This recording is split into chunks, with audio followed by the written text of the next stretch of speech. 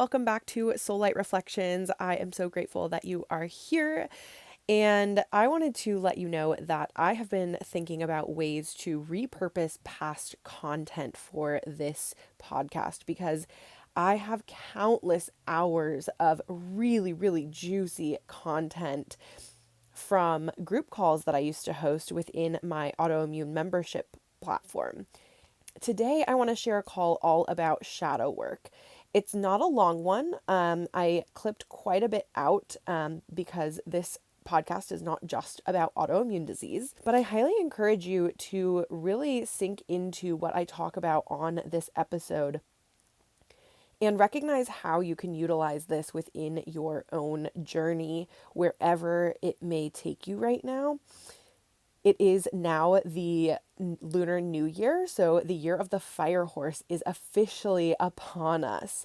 So it is time to really ramp things up and really kind of build from the ground back up. And I am really excited to share this episode with you. Before we really dive in, I just wanted to remind you that I have a couple of really amazing retreats coming up, one in September and one in January 2027. Now, I just announced this the other day on social media. If you have not heard, it is in Australia in 2027. I'm co-hosting with another amazing holistic occupational therapist friend of mine who I actually met through Instagram. And she lives in Australia, and I just cannot wait for this experience. We actually decided to open up a WhatsApp chat group where everyone can just kind of like virtually hang out, even if you're just a tiny bit curious about the experience. So if that's something that you want to be added to, make sure you email or message me, and I am happy to add you to this community. Right now, it's really just a fun space to like hang out and share some words of inspiration, some words of affirmation, some funny memes here and there. And then as we have more details about that retreat and enrollment information, we will be releasing it. And then another reminder about Lucid Hydration, my business with my husband. We are taking a little hiatus as baby girl makes her arrival next month. And we are trying to sell out of the product that we have because we don't want to just be sitting on it. Right now, we are offering a automatic 30% off of your order through our website, lucidhydration.com. If you do not know about our product, it is an all-natural electrolyte beverage. It's just powder in a little stick pack that you mix with your water, and it has functional mushrooms, those clean electrolytes, no sugar, no caffeine, also has adaptogens and essential vitamins and minerals. So if you're curious at all, head over to lucidhydration.com. Come support mom and dad, help us sell out, share with your friends. We really appreciate all the support. Okay, so diving into this episode, first of all, I want to point out that this was from 3 years ago, and you will notice such a difference in the way that I speak and in my voice. I actually was coaching full-time at Orange Theory Fitness at the time, and so you can hear that my voice is very raspy. And another reason I really love coming back to this content from years ago is because there is a lot of really good information there. And it's nice for me to reflect and realize, wow, I spoke so differently, and I feel like I am able to carry myself so much more. I have a lot more confidence in what I share. I feel so much more embodied. But like I said, there's still some really, really good wisdom there. So I hope that you get some really good insights from listening to this pre-recorded call. And as always, if anything is sparked within you during this, I would absolutely love to hear from you. Shadow work is something that I feel like is like such a woo-woo mentality. People are just like, oh, shadow work. Like, what does that mean? It is easy to have like a negative connotation to it because it brings up all sorts of like negative and like dark associations. And because of that, it's easy to like assume that it's a dark, like spiritual practice, right? That involves like all this negativity and like sinister parts of our personality. This is how I want you to think about it. Our being, our soul is made up of like the light and dark aspects, all of us, right? We can't, like, it's all part of who we are. We can't really be like afraid of it because it's part of us, right? So think of like the subconscious mind as your shadow, and then the conscious mind is like the light, because you can actually like know exactly what it is that you're thinking and feeling, and that is like the light. And then that shadow is like the things that we can't necessarily see. Um, And we're made up of both of those parts, right? There's the subconscious mind that we can't see. And so we're not necessarily fully aware of it. Shadow work is basically just building awareness around what is contained within that part that we can't necessarily see. So rather than thinking of it as like dark, like the word shadow, I feel like makes us instantly be like dark, scary, no light, whatever. Thinking of it as this is just the parts of me that I can't necessarily see. These are the parts of me that have been like instilled over years and years since childhood, since birth, that are responsible for the way that I act. I mean, there's like so many different aspects to shadow work, so many different ways that we could talk about this. I want to really put it into perspective for all of you that it's not like a big thing. It doesn't require you to like plan out, how am I going to tackle my shadow? Like, how am I going to do this? Right. It's one of those things that you just like, honestly, I love the 5 second rule, 5, 4, 3, 2, 1. You just start, you do something. Right. And I'll talk about in a little bit about like ways that you could kind of kickstart that process. The biggest thing is I want you to remember not to look at shadow work as bad. Like your shadow is not bad. There's nothing wrong with your shadow. There's no reason to suppress it, ignore it, deny that it's there. It's there. It's part of you. So when you deny parts of that parts of your shadow, then you're denying parts of yourself. And shadow work is one of the biggest things that honestly has helped transform me into who I am today. Now, I've always been, an outgoing, fun loving, like loud person. But like I said at the beginning of this call, there's so many aspects of myself that I actually realize like new aspects every single day that I realize, oh, wait, I used to be like that. And I am not like that anymore. Like I said, I used to be that person that like would talk behind other people's backs and like would fly off the handle at the dumbest things and like would take out my frustrations on my loved ones, would get mad at my friends for dumb reasons. And that is just, none of that is a part of me whatsoever anymore. I used to literally, like, we all know that girl in like either like grade school, high school, whatever, like that girl that was like the nice one, right? Like the one that we were like, oh my God, like they're just literally so nice to everyone. I used to like look at that girl and be like, how? Like, how is that actually her? And she's not being fake. She's just genuinely a very kind person. Now I look at people like that and I'm like, I see parts of myself in that. I used to look at that girl and be like, whoa, like, how is that even possible? How are you nice to everyone?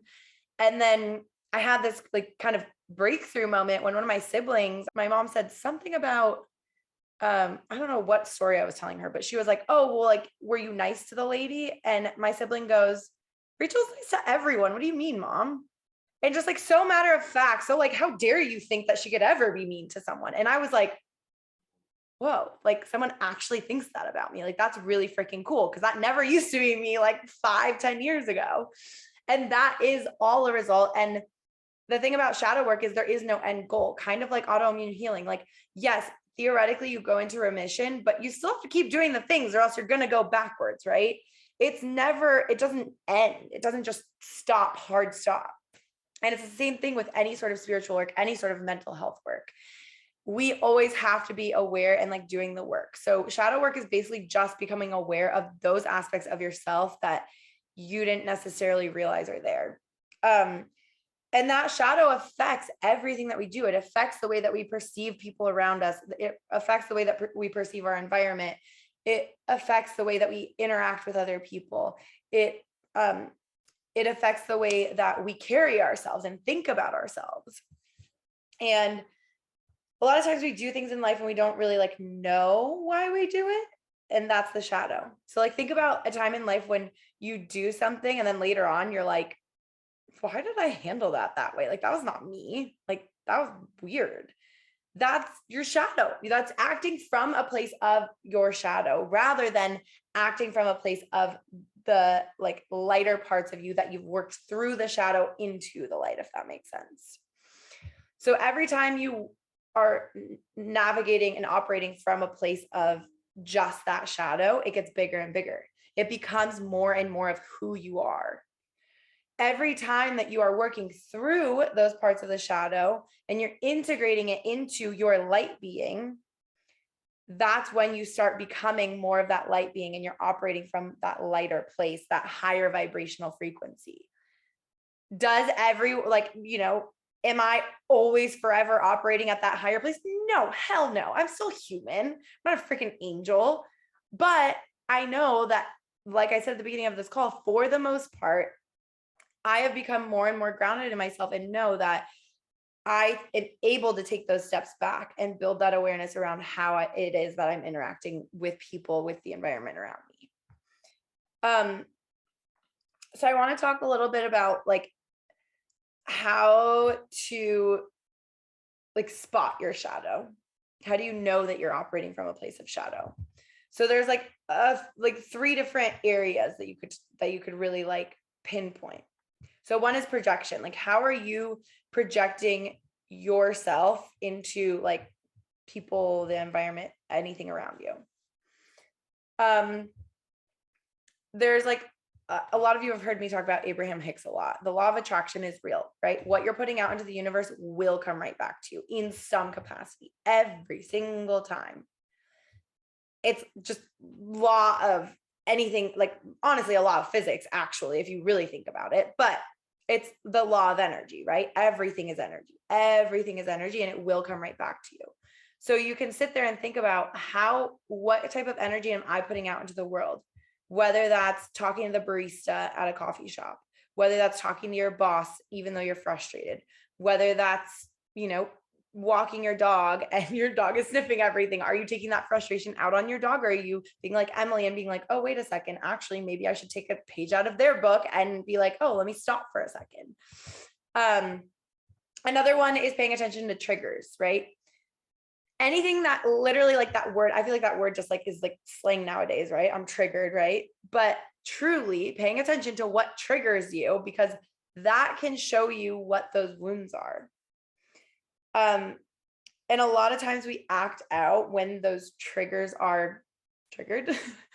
When those like parts of us that we've tried to suppress come back out because something happened that reminds us subconsciously of something else. So I'm going to give you an example from my real life that is honestly pretty private, but a really good example of this. Yesterday, something that happened was essentially, long story short, a friend of mine last weekend, so over a week ago, felt like there was like a couple of comments that I made when we were all hanging out I was at a music festival all weekend, and she felt like there was a couple of comments that I made in passing that felt judgmental to her. And I had no idea. I had no idea she was upset. I thought we were all fine. Like we were having a great time. And I would never, first of all, I don't judge anyone ever. Second of all, I would never want someone to feel that I was doing that. So I obviously would have wanted to know that right away and didn't. I had no idea anything was wrong. Anyway, she held it to herself. It built up and built up and built up. And finally, she told me that she was upset with me. And mind you, we had conversations between here where I thought we were fine.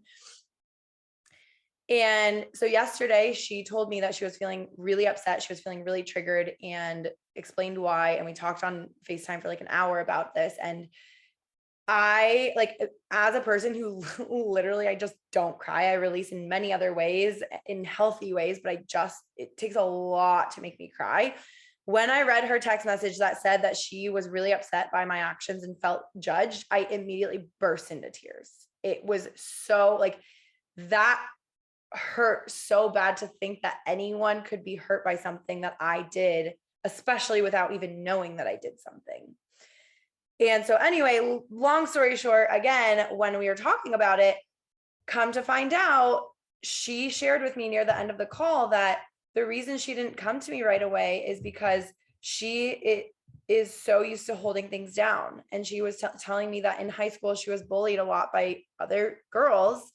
And it was like about silly things, and that she's gotten punched in the face twice by girls because they were mad at her. And she literally has a scar on her forehead from it. I never knew what the scar was from until she told me that. And so later on, obviously, now that we have the conversation, I learn that the reason she didn't feel comfortable coming to me, the reason that she perceived what it was that I said when I was 100% kidding, and also it was directed at my boyfriend, not even at her, she perceived that in a completely different way than I ever would mean it to anyone, much less a close friend.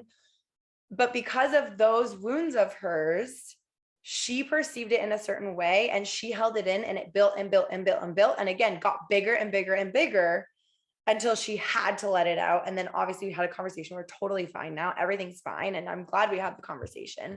But it's a really clear example of when we do not deal with the things that trigger us, those shadows, those things, and we don't, and we allow that to project the way that we perceive the life around us and the way that we act with the life around us, it can cause some really intense issues in our life and immense stress that we don't need to deal with. She didn't need to hold on to this stress for an entire week before she talked to me. I am the person, and she didn't obviously know this until now, and now she knows, but I am the person that you absolutely can come to talk to. If you ever have an issue, and this goes for literally all of you too, like if you ever have an issue with anything I say or do, please come to me. Let's talk about it. And I just want to give that as an example of the fact that we all have shadows and we never know what the other person is dealing with. And that comes back to the fact of always attempting to deal with anything in life from a place of compassion and love and gratitude. And I will preach that from the mountaintops. You've all heard it from me a million times. Nothing feels better than when you are super triggered and you take that moment for yourself, even if it's just a couple deep breaths, to realize, wait a second, I'm actually operating from a place that doesn't actually feel good. And it might feel like a good release in the moment, but later on, you'll probably come back and be like, oh my God, why did I say that or do that? It feels a lot better to take that step back and do that introspection, even for a couple of seconds, and remember how good it feels to operate from a higher place. That takes time. That's not something that you're going to be able to do tomorrow if you've never tackled this work. You have to be okay with the fact that this is another journey. This is another leg of that journey. Another one, now that I went on the whole thing about triggers, another one is paying attention to patterns. Your shadow wants you to be aware of it.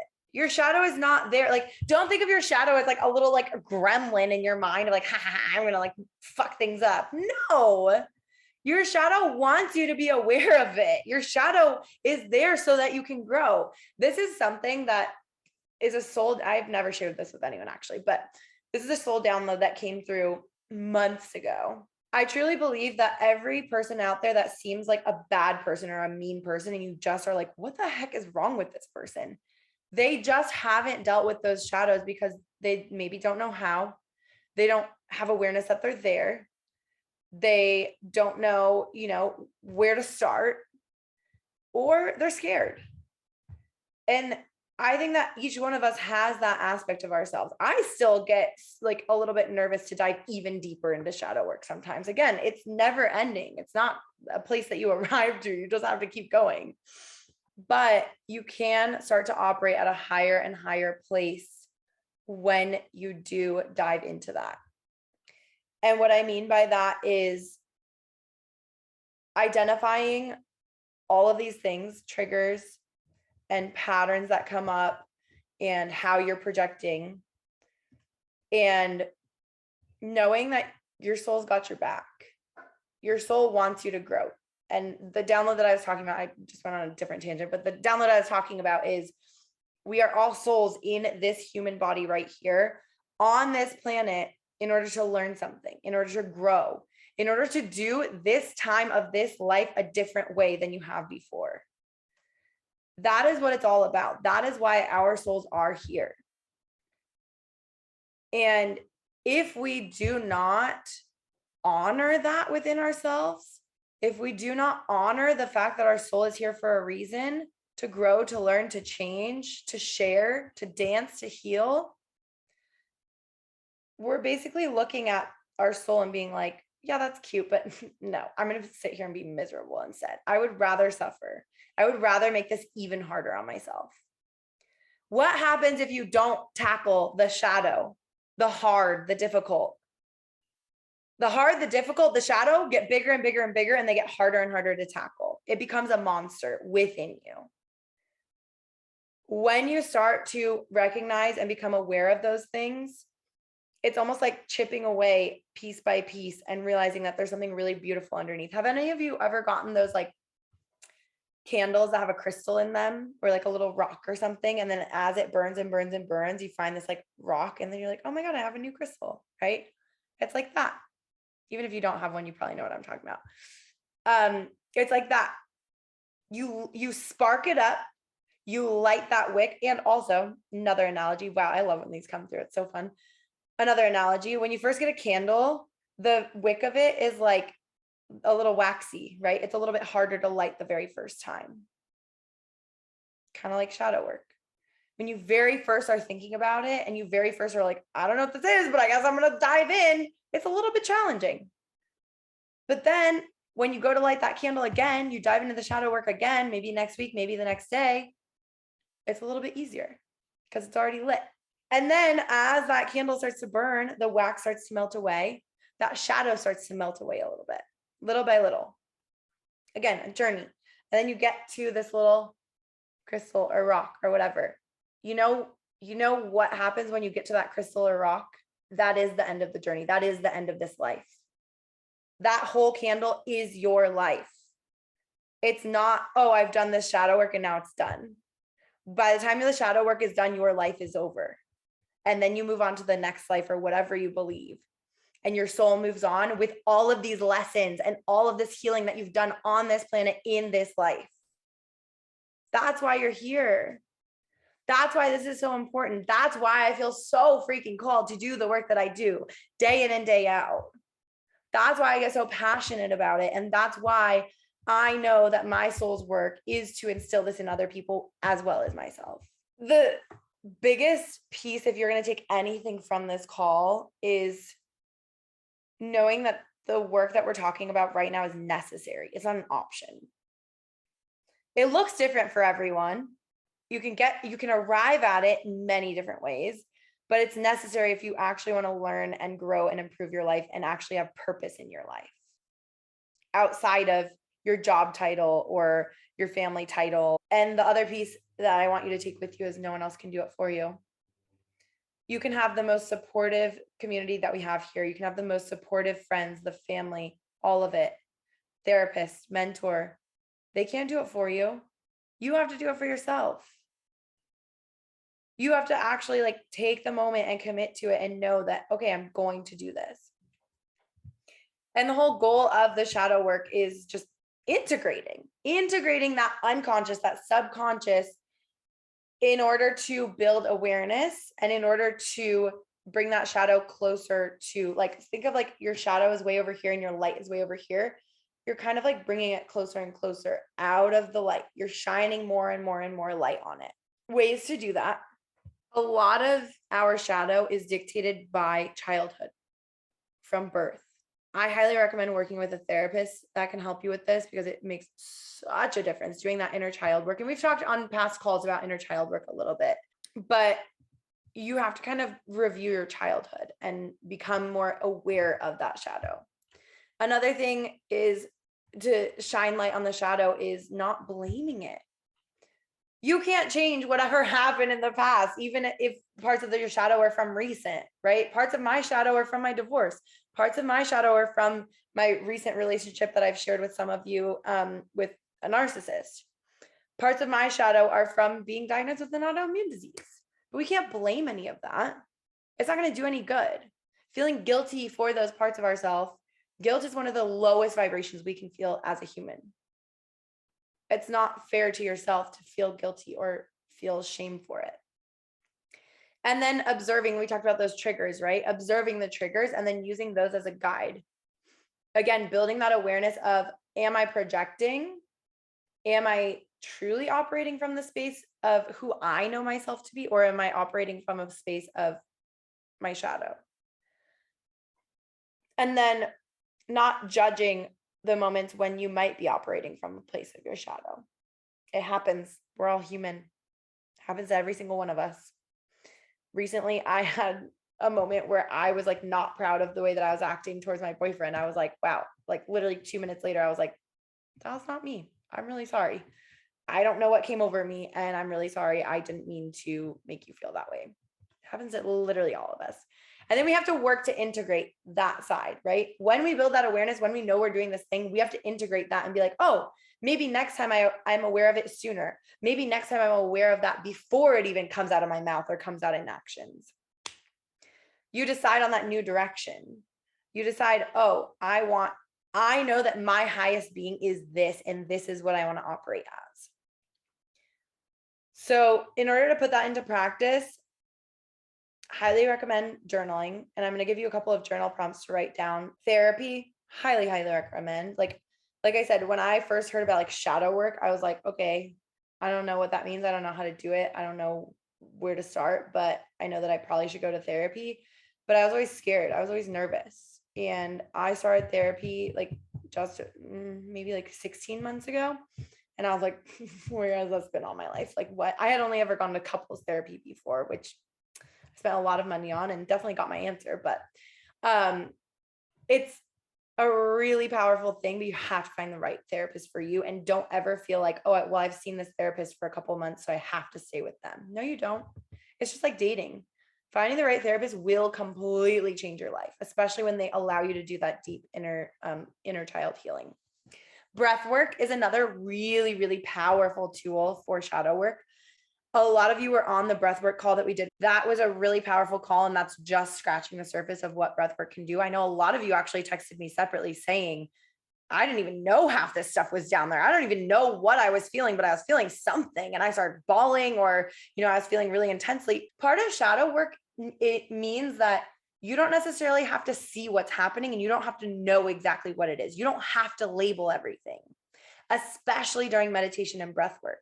Things might come up that you don't even know, but your human brain wants to label it. You don't need to. You really don't. Shadow work is one of those things where the work is still happening, even if you don't see it or feel it or think it. I promise you the healing is still happening. Think about like taking a pill and you're immediately like, oh, yep, I feel the healing. Yep, there it is. It's not like that for anything in healing. So why would you expect that for like shadow work or subconscious healing? It's not like that. Every little bit, same thing with meditation. It's happening whether you realize it or not. I didn't realize that stuff was happening within my mind until literally months later, when I had been consistently meditating for a long time and was like, wow, I'm like thinking about things way differently. Like that would have triggered me months ago. I don't know, like something changed in me, and that's pretty cool. You'll probably have a moment like that once you start doing this work and actually committing to it. The journaling, the meditation, the breath work, the therapy, whatever it is for you, combination of it all, I highly recommend. That is how you do the work. That is the how. The why is to navigate from a place that feels better, to create your most possible authentic self, and to be able to inspire, change, and enlighten other people, because that's what we all want. The entire world needs more of that. I want to leave you with some journal prompts that might help you kind of scratch the surface. Number one, what are some recurring negative beliefs that you have? Anything that comes through your mind. It doesn't have to be anything super specific. It could be something that just you realize that you think often, but I highly recommend not only just sitting down with these, you could like choose one of these per day to tackle. You could write it down as you think of it, maybe put in notes in your phone. And as you think of more things, you're like, oh, wow, that's another negative belief tomorrow that you think of. Great. Once you have a few that you've written down, does this relate to anything that you experienced in childhood?